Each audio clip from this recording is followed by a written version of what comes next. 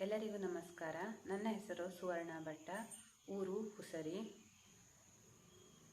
ರಾಮ ರಾಮ ರಾಮ ರಾಮ ರಾಮ ಜಯ ರಾಮ ರಾಮ ರಾಮ ರಾಮ ರಾಮ ರಾಮ ರಾಮ ರಾಮ ರಾಮ ರಾಮ ಜಯ ರಾಮ ರಾಮ ರಾಮ ರಾಮ ರಾಮ ದಶರಥ ನಂದನ राम राम राम दशमुखमर्दन राम राम राम पशुपति रंजन राम राम राम पाप विमोचन राम राम राम राम राम राम राम राम जय राम